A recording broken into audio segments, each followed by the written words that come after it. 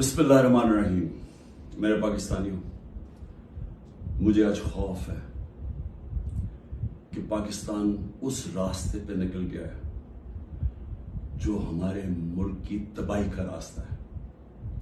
और मुझे खौफ आ रहा है कि अगर अभी हिकमत ना इस्तेमाल की गई, अगर अभी अपने अकल का ना इस्तेमाल किया, तो हम शायद वहां पहुंच जाएं जिधर ये टुकड़े हम वापस जमा नहीं कर सकेंगे अपने मुल्क के। मैं सबसे पहले आप सबके सामने एक चीज रखना चाहता हूं कि सबके पीछे है क्या। ये जो एक साल से एक अफरा तफरी मुल्क में मची हुई है, एक पूरा जोर लगा हुआ है कि किसी ना किसी तरह इमरान खान का रास्ता बंद किया जाए, कि ये मुल्क के लिए बहुत बुरा है, इसको नहीं आने देना चाहिए। अगर इलेक्शन भी ना हो, आइन भी टूट जाए, कोई सुप्रीम कोर्ट को भी जलील किया जाए, लेकिन इसको नहीं आने देना। इसके पीछे है क्या? मैं जरा आपको पहले ये ग्राफ दिखा दूं। ये जो आपके सामने है, ये जरा ग्राफ देखिए। ये है सर्वे का रिजल्ट। ये सर्वे का रिजल्ट में ये जरा इधर देख लें कि 70% इस वक्त तहरीक इंसाफ की मकबूलियत है पाकिस्तान में। बाकी सारी पार्टीज की मिला के भी तो जो मकबूलियत है, उन सबको अब खौफ है कि इलेक्शन अगर आ गए तो ये हार जाएंगे। अब ये पीडीएम की जमातों ने तब से फैसला किया हुआ है कि इलेक्शन भी नहीं लड़ना, क्योंकि इलेक्शन अगर हो गया तो इमरान खान आ जाएगा, और अगर इमरान खान आ गया तो उनको ये नहीं फिक्र कि मुल्क को अच्छा होगा या बुरा होगा। उनको फिक्र ये है कि इन्होंने अरबों रुपए के अपने करप्शन के केस माफ करवा लिए, और इनको डर ये लगा हुआ है कि जो 30 साल से मेहनत से इन्होंने पैसा चोरी का इकट्ठा करके बाहर रखा हुआ है, किसी तरह उस पैसे के ऊपर यानी वो महफूज रहे। और खतरा इमरान खान से है, क्योंकि बाकी तो सब मिले हुए हैं। अब इसकी वजह से ये सारा मुल्क तबाही के रास्ते पे जा रहा है, कि सिर्फ इस खौफ से कि हमारा आपके पैसा ना या कि एनआरओ ना वापस ले ले, बस ये वजह है कि ये आमने सामना खड़ा कर रहे हैं मुल्क की सबसे बड़ी जमात और मुल्क की फौज को। और ये कामयाबी से ये कर रहे हैं क्योंकि ये पुराने 30 साल के पुराने सियासतदान हैं। ये जाके वहां डराते हैं उनको कि सर वो आपको हटा देगा आके। मैं बार बार कह बैठा हूं कि मैं इदारों के अंदर इंटरफेयर नहीं करता, मैं कह बैठा हूं, बार बार पैगाम पहुंचा बैठा हूं, लेकिन वहां से डराते जी आके हटा देगा आपको, फौज में इंटरफेयर करेगा। अगर इंटरफेयर करना होता तो जब मुझे पता था कि पिछला आर्मी चीफ मेरे खिलाफ साजिश कर रहा था, आखिरी महीनों में मुझे आईबी की सारी रिपोर्ट थी, तब मैं उसे हटा देता, क्योंकि मैं नहीं चाहता था कि एक इदारा जो कि बचा हुआ है, बाकी इदारों को तो इंटरफेयर करके हमने तबाह कर दिया है, मैं ये नहीं चाहता था वो तबाह। और मैं आज जरा पहले तो ये पीडीएम के ऊपर बाद में आता हूं, मैं जरा फौज के ऊपर बात कर लूं। देखिए, मैंने सारी दुनिया में अपनी फौज का क्यों दिफा किया? क्योंकि मेरा तो इंटरनेशनल था, मेरी तो आवाज बाहर जाती थी। जब भी कुछ होता था, खास तौर पे वॉर ऑन टेरर में, तो जब पाकिस्तानी फौज को दोगला कहा जाता था, बुरा भला कहा जाता था, तो मैं एस नोन फेस था, तो मुझे ये CNN, BBC कितने मेरे इंटरव्यूज किए। आप मेरे सारे बाहर इंटरव्यूज सुने। जिस तरह मैंने अपनी फौज को का दिफा किया, उसको डिफेंड किया, मुझे एक और पाकिस्तानी बताए जिसने इंटरनेशनल मीडिया पे किया। यहां तो खैर हम कहें, यहां तो कोई मसला नहीं है, बाहर जिधर पूरी एक बाहर की लॉबीज बैठी हुई है जो चाहते हैं कि पाकिस्तान की फौज कमजोर हो, उन्होंने पूरी कैंपेन चलाई हुई थी। तो मुझे ये फख्र इसलिए है कि मैंने इसलिए नहीं किया कि मुझे कोई फौज ने कोई चीज दे देनी थी, मैंने इसलिए किया कि मैं एक आजाद आदमी हूं। मैं गुलामी कभी किसी की कबूल नहीं की। मुझे जितनी मुझे दावतें थी कि बाहर रह लो, جتنے میرے کنیکشنز تھے, جتنا مجھے عزت ملتی تھی, برطانیہ کی میں بات کر رہا ہوں, میں نے تو کبھی نہیں سوچا کہ میں اپنے ملک کے علاوہ کہیں رہ سکتا ہوں. میں ہمیشہ اس چیز کا جیسے جب بڑا ہو رہا تھا چاہتا تھا کہ کبھی ہم وہ غلامی نہ کریں جو میرے ماں باپ کی, ہمارے بڑوں نے کی تھی, انگریز کی غلامی. یہ میرے بچپن میں میرے سے تھا, میں نے کبھی کسی کی غلامی نہیں کی. لا الہ الا اللہ, کسی انسان کے سامنے میں نہیں آج تک جھکا. تو میں سمجھتا تھا کہ کسی اور باہر کے ملک میں رہنا, میں جو مرضی کر لوں, میں سیکنڈ کلاس سٹیزن ہوں, وہ میرا ملک تو نہیں ہے. میرا ہمیشہ یہی تھا کہ میں پاکستان, پولیٹکس میں بھی آیا جس آدمی کو ضرورت ہی نہیں تھی پولیٹکس, اللہ نے سب کچھ دے چکا تھا. کون مجھے ایک آدمی بتائیں جس کو سب کچھ ہو, وہ اپنی زندگی کے 22 سال لگاتا ہے کسی چیز پہ, قربانیاں دیتا ہے, یعنی اپنی فیملی کی. کون آدمی کرتا ہے؟ کیونکہ میرا اور کوئی گھر نہیں تھا, میں نے کبھی نہیں سوچا پاکستان کے علاوہ کہیں رہنا. تو اس لیے میں ہمیشہ یہ ذہن میں ڈال کے بیٹھا تھا کہ اگر ہماری فوج مضبوط نہ ہو, اور میری اسٹیٹمنٹ سن لیں, میں پرائم منسٹر تھا, میں نے کہا کہ اگر فوج کمزور ہوئی تو ہمارا وہی حال ہوگا جو مسلمان ملکوں کا ہے. اٹھا کے دیکھیں نا, اوپر سے لے کے نیچے تک, لیبیا, سیریا, صومالیہ, پھر افغانستان سے جو ہوا, عراق سے جو, سارے ملک تباہ ہوئے جو اپنی دفاع نہیں کر سکتے تھے. ہمیں فخر تھا کہ ہماری سب سے مضبوط فوج ہے. تو جب بھی, پہلے میں واضح کر دوں کہ میں کبھی اپنی فوج کی تنقید کرتا ہوں تو جس طرح میں اپنے بچوں کی تنقید کرتا ہوں اصلاحات کرنے کے لیے. کیونکہ اگر فوج کو میں کمزور کروں گا تو میں اپنے آپ کو کمزور کروں گا. اور یہ جو پی ڈی ایم کوشش کر رہی ہے, اور کامیابی سے, کہ کسی طرح آمنے سامنا ہو جائے پاکستانی فوج کا اور تحریک انصاف کا, تو کون اپنی فوج سے لڑنا چاہتا ہے؟ مجھے یہ ابھی سمجھ نہیں آ رہی کہ اس میں جیتے گا کون؟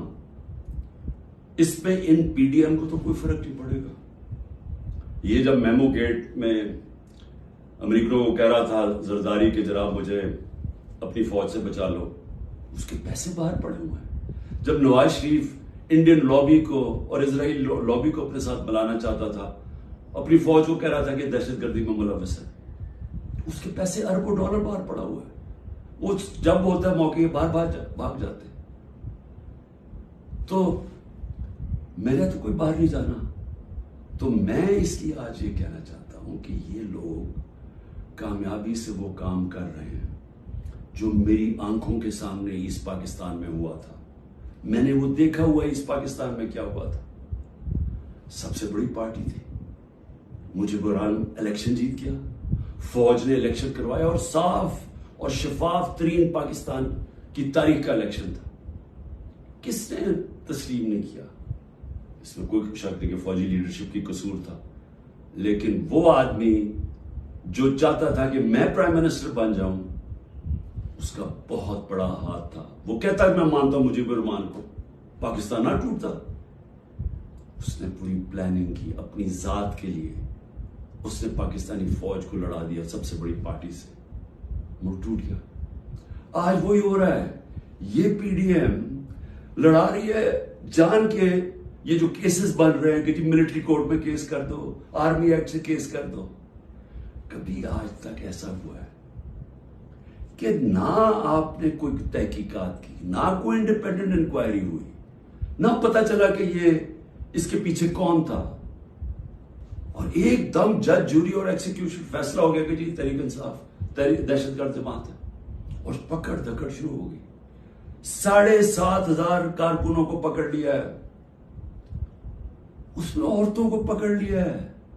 کبھی اس ملک میں ہوا ہی نہیں ہے. یعنی جس طرح عورتوں سے بدتمیزی ہوئی ہے, یہ کب ہوا ہے یہاں اس ملک میں؟ اور پھر یعنی گھروں میں جانا رات کو, سارا گھر توڑ دینا, عورتوں سے دھکے دے رہے ہیں عورتوں کو.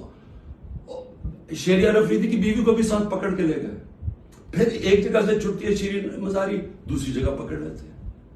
یعنی یہ کیا ہو رہا ہے؟ یہ تو اپنے ملک میں نفرتیں پھیلائی جا رہی ہیں. یہ تو جان کے ایسے مجھے لگ رہا ہے کہ میں کوئی خواب دیکھ رہا ہوں، گھنونا خواب، جس کے اندر ایک ملک کی تباہی دیکھ رہا ہوں سامنے۔ یہ کون سا ملک اجازت دیتا ہے اپنی اس طرح کی تباہی کرنے کے لیے صرف ان چوروں کی خاطر؟ میں آج ذرا پوچھنا چاہتا ہوں، مجھے یہ بتائیں،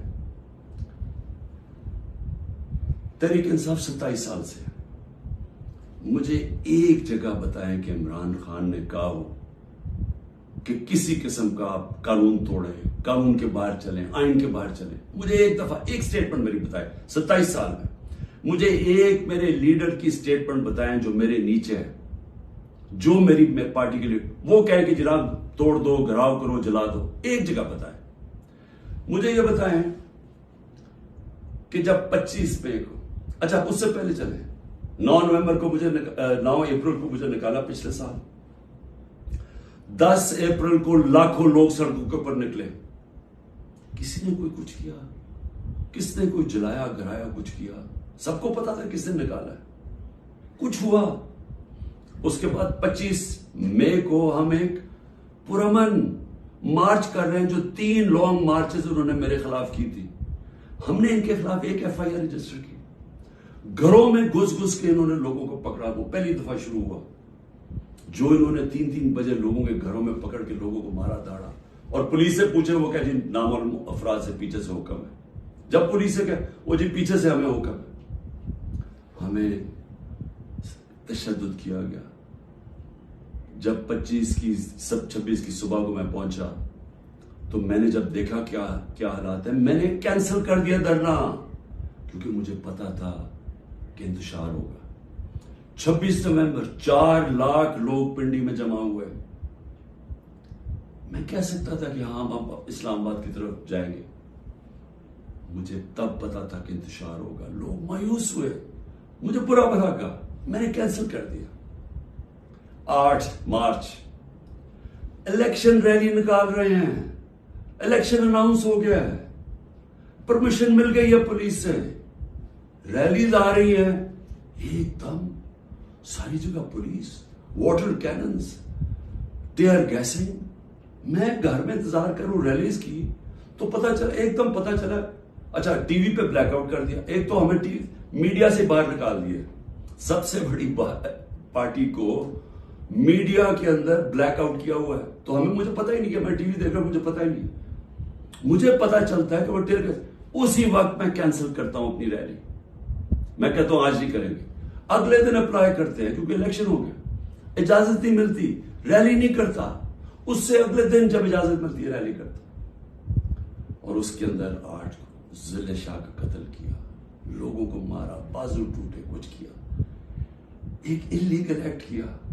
پھر میرے گھر پہنچ گئے 14 مارچ کو میرے گھر پہنچ گئے، جی آپ نے وہاں پہنچنا ہے، وہاں عدالت میں اسلام آباد، میں شورٹی بانڈ دے دیتا ہوں، نہیں کرتے، 24 گھنٹے میرے گھر پہ حملہ ہوتا ہے، کسی پولیٹیکل لیڈر پہ ہوا، اس کے بعد میں نے کہا کہ جلا دو گرا دو، کوئی میں نے کہا کہ اٹیک کرو گورنمنٹ بلڈنگز کو، رینجرز بھی تھے، فوج کو، کہیں میں نے کہا۔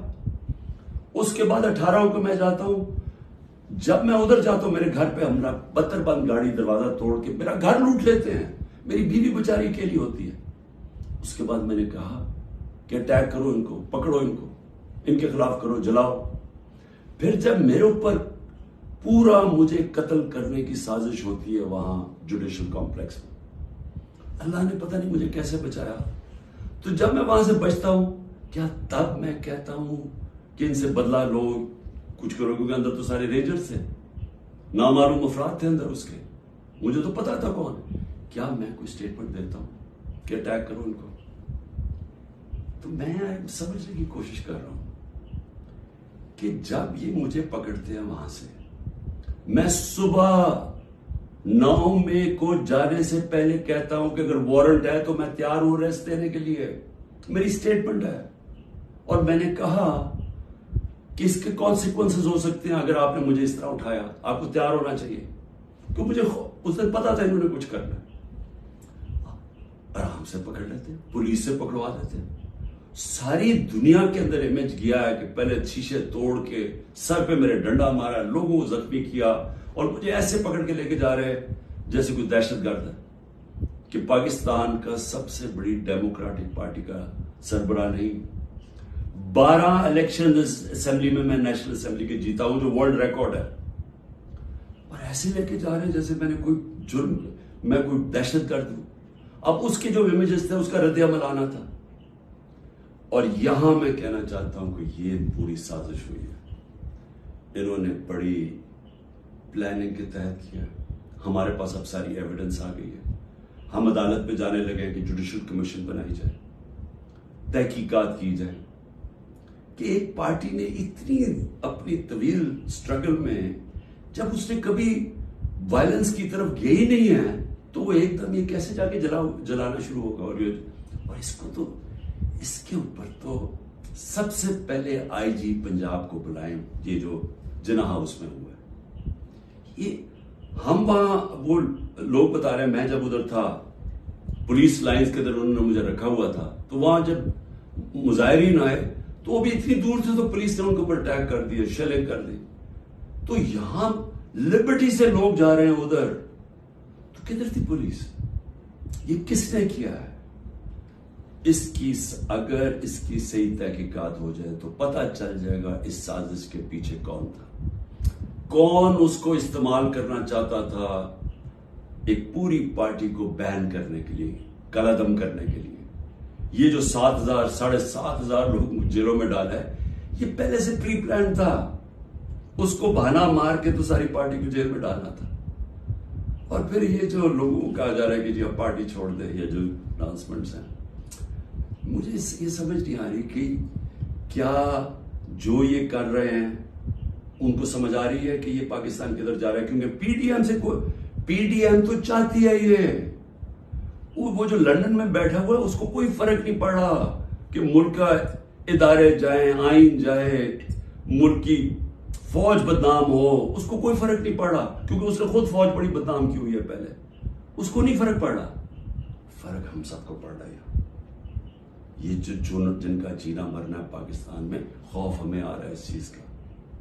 اور یہ مجھے افسوس سے کہنا پڑتا ہے کہ اس کے اندر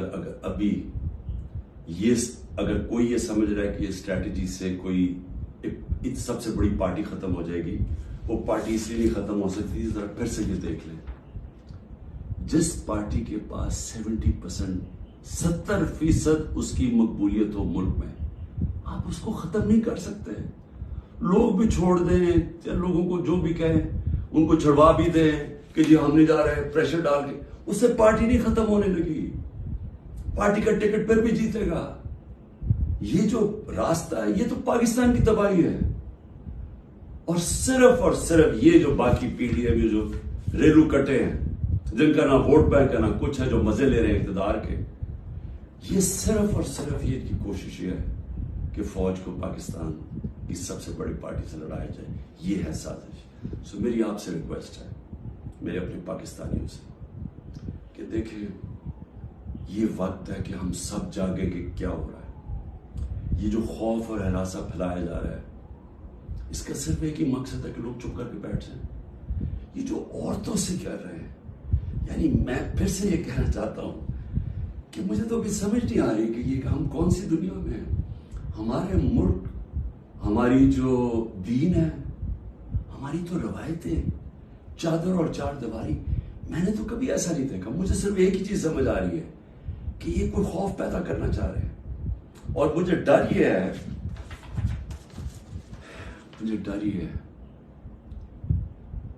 کہ اس کا بہت بڑا بیک لیش آنے والا ہے جو ہمارے ملک کو مزید اور نقصان پہنچائے گا. ابھی تک کوئی جو بات نہیں کر رہا, سرکاری بلڈنگز کی بات کر رہا, اور میں جب کہا ہم نے انشاءاللہ ہائی کورٹ میں جا رہے ہیں کہ جوڈیشل کمیشن فوری بنائی جائے, کیونکہ ہمارے پاس اب ثبوت آ گئے ہیں.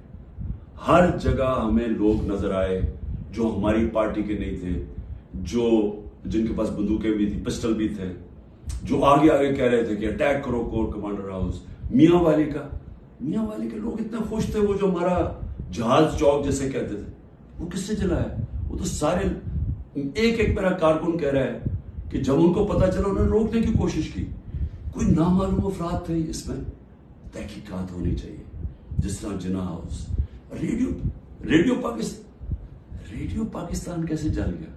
آپ دیکھیں مظاہرہ کہیں اور ہو رہا ہے، ریڈیو پاکستان ادھر جل جاتا، ادھر تو بندہ ہی نہیں کوئی ہوتا. اور آج کل تو فیس ریکگنیشن ہو سکتی ہے نادرا کے ذریعے، پتہ چل سکتا ہے کون ہے. تو اس کے لیے انڈیپینڈنٹ تحقیقات چاہیے. میں ذرا صرف ابھی گنا دوں، اب تک 25 لوگ شہید ہو چکے ہیں. دنیا میں 25 لوگ شہید ہو جائیں، کوئی سوچ رہا ہے کہ کس طرح پرامن احتجاج کرنے والوں کو گولیاں ماری گئی، سیدھی گولیاں ماری گئی ہیں. 25 اب تک شہید ہو چکے ہیں، اور سب سے زیادہ خطرناک 700 لوگ اس وقت گولیوں کی وونڈ سے، گولیاں لگی ہوئی جن کو ہسپتالوں میں. 700. اب تک 7,500 ہمارے کارکنوں کو جیلوں میں ڈالا ہوا ہے. 7,500، جس میں نے کہا خواتین کی بھی ایک تعداد ہے، اور ہمیں سب سے زیادہ خوف ہے کہ ان سے بڑا برا برتاؤ کیا جا رہا ہے. اور